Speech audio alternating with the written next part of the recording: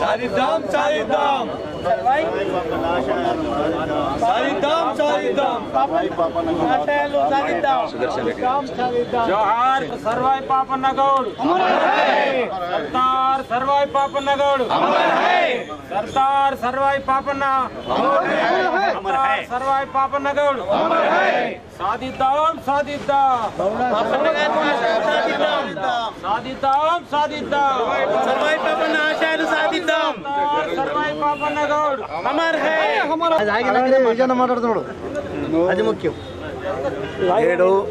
374వ జయంతిని ముఖ్యంగా సర్దార్ సర్వాయి పాపన్న గౌడ్ మహారాజ్ జయంతిని మనం జరుపుకుంటున్నామంటే మొత్తం దేశంలోనే అనేక మంది వీరులలో మరి తెలంగాణ ప్రాంతం సంబంధించినటువంటి తెలుగు ప్రాంతం సంబంధించినటువంటి వీరుడు ధీరుడు మరి గోల్కొండనే జయించి మరి మొఘళ్ళతో పోరాడినటువంటి మహాయోధుడు మరి సర్దార్ సర్వాయి పాపన్న గౌడ్ మహారాజు యొక్క మహారాజు ఈరోజు చిన్న సామాన్యమైన గీతా కార్మికుడిగా మరి అదేవిధంగా మరి మొఘళ్ళను ఎదుర్కొని మరి వారితో పోరాటం చేసి సాయుధ పోరాటంలో సైనికులను కూడా ఏర్పాటు చేసుకొని దాదాపు 19 కోటలు జయించి మరి బడుగు బలైన వర్గాలకు ఒక గౌడే కాదు అన్ని వర్గాలు ఎవరైతే ఈ సమాజంలో ఆ రోజు బాధించబడ్డారో పీడించబడ్డారో బానిసలుగా బతకాలని చెప్పి ఆ రోజు ఉన్నటువంటి మొఘల్ సామ్రాజ్యవాదులు ఎవరైతే హింసించారో వాళ్ళందరినీ కూడగట్టుకొని 19 కోటలు జయించి ఆ తర్వాత గోల్కొండ కిల్లాను కూడా సాధించి మహారాజై మరి వారి యొక్క ఆశయాల ప్రకారం వారి మొన్ననే ఒక 35-40 సంవత్సరాలనే వారు సర్దార్ సర్వాయి పాపన్న గౌడ్ మహారాజ్ యొక్క చరిత్ర తెలిసింది. మనం చూస్తూ ఉంటాం మహారాజ్ శివాజీ యొక్క చరిత్ర మనం వింటూ ఉంటాం. అదేవిధంగా తెలంగాణ ప్రాంతంలో కూడా మరి శివాజీతో సమానంగా దేశంలో మరి పోరాటం చేసి బడుగు బలైన వర్గాలకు న్యాయం చేసినటువంటి వ్యక్తి సర్దార్ సర్వాయి పాపన్న గౌడ్ మహారాజ్. వారి యొక్క ఆశయాలను మనం అందరం కూడా పాటించాల్సిన అవసరం ఉంది. మరి ఒక కులమని కాదు, మరి సాకలి, మంగలి, ముదిరాజు, కమ్మరి, కుమ్మరి, అదేవిధంగా దూదేకుల ఇలాంటి అనేక కులాలను కూడా క్రోడీకరించి వారు పోరాటం చేసినటువంటి వ్యక్తి, వారికి న్యాయం చేయాలని చెప్పే వ్యక్తి. కాబట్టి ఈరోజు నేను ఒకటే కోరుతా ఉన్నాను, అన్ని వర్గాలకు, వెనుకబడిన తరగతులు కానీ అన్ని వర్గాలకు కానీ ఒకటే కోరుతా ఉన్నా, తెలంగాణ ప్రాంతంలో ఏదైతే పోరాటం చేసినటువంటి వ్యక్తి మరి కిలాష్పూర్ కోట మొట్టమొదలు జయించినటువంటి వ్యక్తిగా సర్దార్ సర్వాయి పాపన్న గౌడ్ గారు మహారాజు యొక్క చరిత్ర మనం చదువుకుంటే వారి వీరగాథ మనం వినటానికి చాలా చక్కగా ఉంటుంది.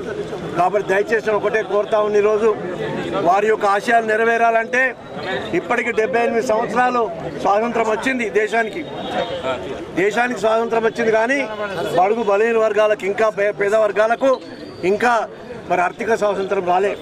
ఈ ఆర్థిక స్వాతంత్రం రావాలంటే మరి ఉన్నటువంటి ప్రభుత్వాలు, కేంద్రంలో కానీ రాష్ట్రంలో ఉన్నటువంటి ప్రభుత్వం కానీ కృషి చేయాల్సిన అవసరం ఉంది. గతంలో 10 సంవత్సరాలు కొన్ని నిబంధనలు సడలించి గౌడ సోదరులకు అనేక లబ్ధి చేకూర్చినటువంటి సందర్భంలో ఇంకా 40-50% అనేక సమస్యలు మిగిలిపోయి ఉన్నాయి. కాబట్టి గీతా కార్మికులకు కానీ గౌడ సోదరులకు కానీ ఇప్పుడున్నటువంటి ప్రభుత్వాలు, కేంద్ర ప్రభుత్వం అయితేనేమి రాష్ట్ర ప్రభుత్వం అయితేనేమి న్యాయం చేయాల్సిన అవసరం ఉంది. మీరు చెప్పినటువంటి ఏవైతే వాగ్దానాలు ఇచ్చారో ఆ వాగ్దానాలు కూడా అమలు చేసి బడుగు బలైన వర్గాలకు న్యాయం చేయాలంటే ఇంతకుముందు ఎమ్మెల్యే గారు చెప్పినట్టు 42% మరి ఏదైతే వెనుకబడిన తరగతులకు రిజర్వేషన్ చేస్తామని చెప్పి ఏదైతే వాగ్దానం చేసారో తప్పకుండా మరి జనగణన చేయించి వెనుకబడిన తరగతులకు పాపన్న గౌడ్ యొక్క ఆశయం సిద్ధించాలంటే తప్పకుండా మరి రాజకీయంగా కూడా ముందుకొస్తేనే అభివృద్ధి సాధించడానికి అవకాశం ఉంటుంది. కాబట్టి తప్పకుండా 42% అనేది రిజర్వేషన్ పెట్టినాకనే స్థానిక సంస్థల ఎన్నికలు కూడా పోవాలని చెప్పి కూడా కోరుకుంటూ సర్దార్ సర్వాయి పాపన్న యొక్క ఆశయాలను ప్రతి ఒక్కరు కూడా మరి అమలు చేసే విధంగా వారి అడుగుజాడల్లో నడిచే విధంగా మనం అందరం కూడా ముందుకు వెళ్ళాలని చెప్పి కూడా కోరుకుంటూ సెలవు తీసుకుంటా ఉన్నా. సర్దార్ సర్వాయి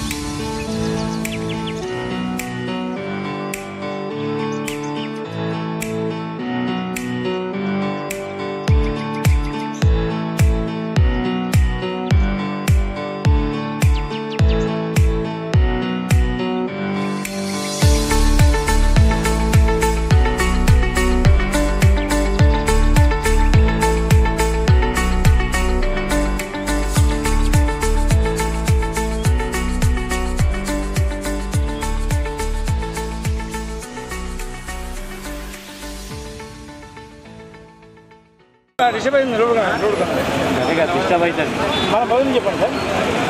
డాక్టర్ వారే దస్తగిరి ఆర్ఎస్ఎస్ ఇందూరు జిల్లా కార్యవాహి. ఈ భూమి నా తల్లి నేనామె పుత్రుడను అని సకల భారతీయ ప్రజలందరూ కూడా భారతమాత సంతానంగా ఉంటూ కుల మత ప్రాంత భాష వైషమ్యాలు మరిచి ఈ తల్లి పిల్లలుగా సోదర భావంతో మెలగాలనేటువంటి ఉద్దేశంతో రాష్ట్రీయ స్వయం సేవక సంఘం ప్రతి సంవత్సరం రక్షాబంధన్ కార్యక్రమాన్ని నిర్వహిస్తుంది. ఆ క్రమంలో ఈ సంవత్సరం కూడా ఇందూరు నగరంలో అనేక కార్యక్రమాలు నిర్వహించడం జరిగింది. 3 పెద్ద కార్యక్రమాలు జరిగినాయి. దాదాపు 25 కళాశాలల్లో 30 వరకు పాఠశాలల్లో ఈ రక్షాబంధన్ కార్యక్రమాన్ని నిర్వహించి ప్రతి బస్తీలో కూడా పేద ప్రజలకి కూడా మనందరము సమానమైనటువంటి భావనను తెలియజేయడం కోసం రాఖీలు పెట్టడం జరిగింది.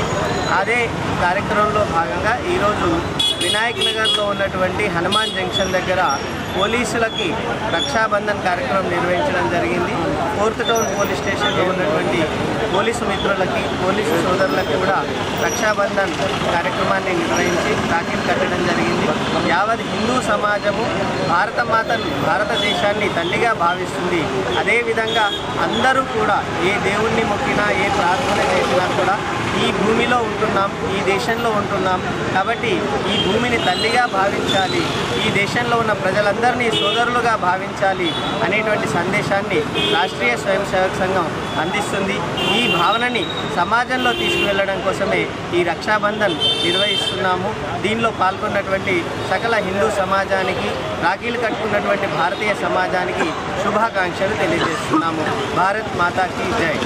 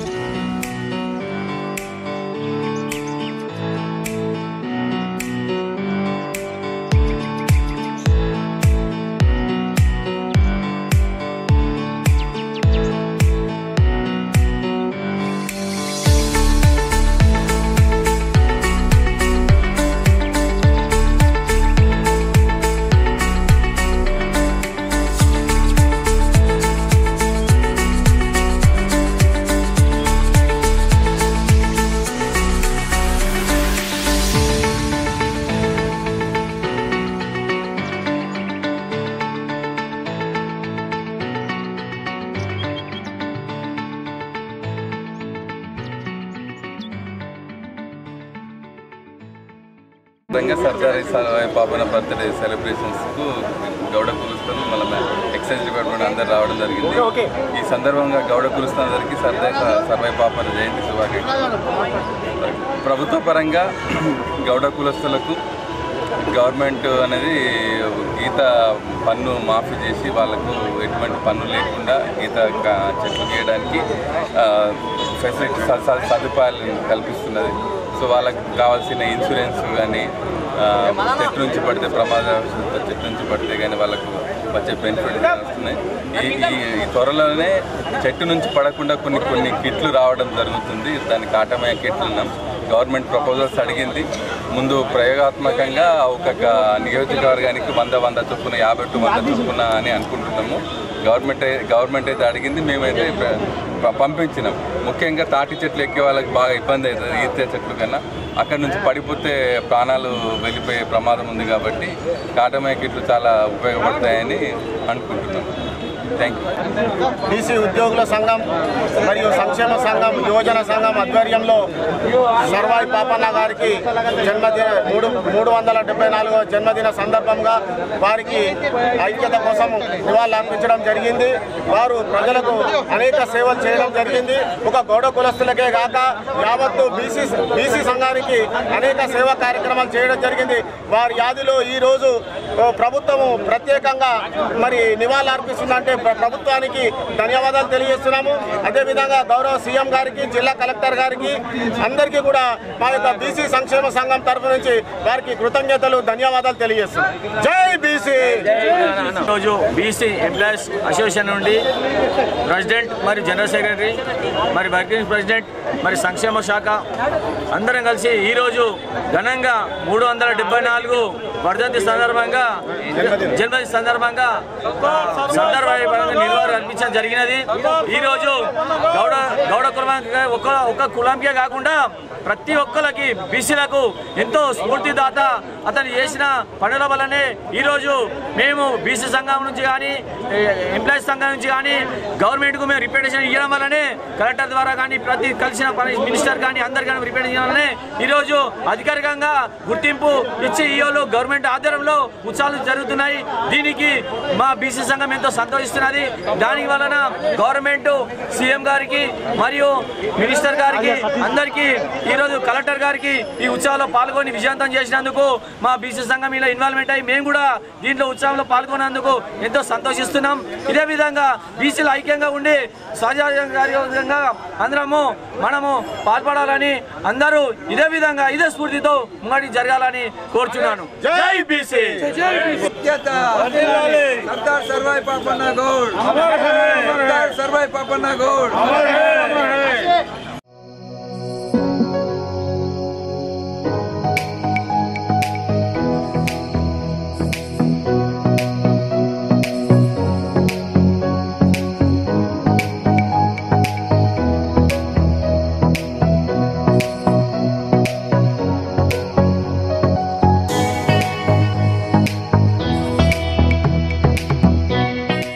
నా పేరు షోలింగం, జిల్లా ప్రధాన కార్యదర్శి మోపుదెప్ప. అంటే 374వ జయంతి సందర్భంగా బడుగు బలహీన వర్గాల ఆశాజ్యోతి 18 కోటలను జయించి నిజాం నవాబ్ను కానీ ఔరంగజేబును కానీ వాళ్ళందరినీ ఓడించి పరిపాలించినటువంటి వ్యక్తి. ఆయనకు ఈ సందర్భంగా జోహార్లు. ఆయన ఆశయాలను పాటిద్దామని చెప్పేసి మేము ఈ సందర్భంగా తెలియజేస్తున్నాం. మోగుదెబ్బ. నా పేరు మెరుగు శ్రీనివాస్ గౌడ్. నిజామాబాద్ జిల్లా మోగుదెబ్బ జిల్లా ప్రధాన కార్యదర్శిని. బడుగు బలహీన వర్గాల నాయకుడైనటువంటి సర్దార్ సర్వాయి పాపన్న ఆశయాలను కొనసాగించాలని చెప్పి బడుగు బలహీన వర్గాలందరికీ పిలుపునిస్తున్నాను. ఆయన ఆశయాలను ఖచ్చితంగా సాధిస్తామని చెప్పి ఈ సందర్భంగా తెలియజేస్తున్నాను. శ్రీనివాస్ అంటే మీరు ఏమైనా ప్రభుత్వాన్ని కోరుతున్నారా? డిమాండ్ చేస్తున్నాం. ఏదైతే ఉన్నాయో మాకు ప్రతి గ్రామానికి ఒక 5 ఎకరాల భూమి ఇవ్వాలని చెప్పేసి, మరియు గీతా కార్మికులకు టీఎఫ్టీ లైసెన్స్ కానీ ఇవ్వాలని చెప్పి, చెట్టు మీకే చనిపోయినటువంటి వారికి ఎక్స్రేసియా సకాలంలో ఇవ్వాలని చెప్పేసి మా డిమాండ్లు ఉన్నాయి. అంతేకాకుండా జనగామ జిల్లాకు సర్దార్ సర్వాయి పాపన్న గౌడ్ పేరు పెట్టిరు కాబట్టి దాన్ని అధికారికంగా జరపాలని చెప్పి, మరియు ట్యాంక్ బండ్పై సర్దార్ సర్వాయి పాపన్న గౌడ్ విగ్రహాన్ని ప్రతిష్టాపించాలని చెప్పి మా యొక్క డిమాండ్స్ ఇవన్నీ నెరవేరుస్తానని కోరుతున్నాను.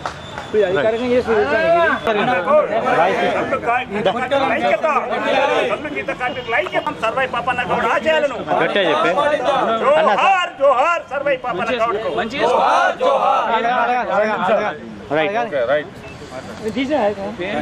సరిగ్గా